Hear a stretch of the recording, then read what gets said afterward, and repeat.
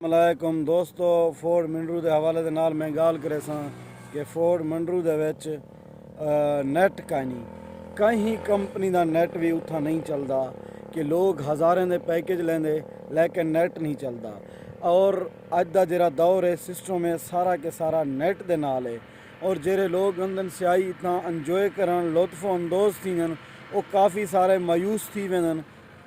मायूस थीवण के बाद जेरे उतो दोस्त सोच के आंदन कि असां हफ्ता लैसूं, असां 10 ॾींहं लैसूं, वन के इंजॉय करसूं, जेरे वेले वो इतना आंदन नैट कहीं नहीं होंदा। नैट ना होने की वजह कने मायूस थी के वो लोग लगे वेंदन।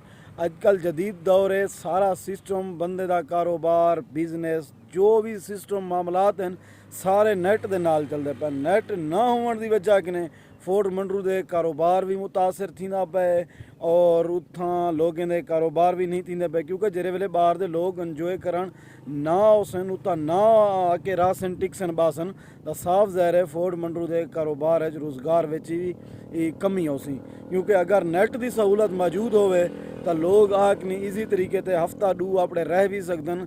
उन्होंने जेरे कम कारोबार बिजनेस होंदन या ऑनलाइन सिस्टम जितना होंदन कि मैं एक यूट्यूबर हाँ, टिकटॉकर हाँ, यानी कि मैं टिकटॉक के उत्ते लाइव माना, या मैं यूट्यूब के उत्ते वीडियो अपलोड करना, या मैं फेसबुक के उत्ते वीडियो अपलोड करना। मेरा एक सिस्टम है, एक तरीका कार है। अगर मैं उत्ता हफ्ता वन के रह वञा तो मेरे वास्ते बहुत बड़ा सारा मसला बन वैसी, इशू बन वैसी, क्योंकि मेरे कम कारोबार जेरे होसन वो ठप थी वैसन। इवें के सारा तो सिर्फ आम जहाँ सिस्टम है जिन्हें लोगों ने ऑनलाइन कम इन कारोबार हैं नैट के जरिए अगर उता आके फोर्ड मंडरू रहंदन तो उन्होंने कम पिछो बंद सिस्टम बंद थींदन। लिहाजा गुजारिश ये है कि सरदार अवेज़ खान लगारी कने, सरदार अहमद खान लगारी कने एक अरसा दराज कने नैट का इो ही मामला चलता पे। नैट कैनी फोर्ड मंडरू नैट कैनी, बाकी जहिड़ियां सहूलतां बिजली का मसला वो हल थी गए, पानी का मसला वो हल थींदा वधे थी वधा। मेन मसला है जरा नैट फोर्ड मंडरू को बहाल किया वञे, क्योंकि फोर्ड मंडरू बिजली भी 24 घंटे मौजूद खड़ी है तई।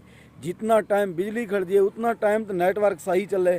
असा गोड मारने गला मैसेज फोर्ड मंडरू कने करूँ तो बैग ने वो गोड नहीं टाले टाइम ते वन पूछते कि इतना नेट स्लो है कि कहीं बंदे को असा व्हाट्सएप के उत्ते हाई मैसेज भी निसे लिख सकते। क्योंकि अजकल यार कॉल का दौर क्या नहीं, हर बंदा व्हाट्सएप के उत्ते, मैसेंजर के उत्ते, फेसबुक के उत्ते एक बे नाल रबता भी कर गिंदे, एक बे नाल हाल हवीला भी वंड गिंदे।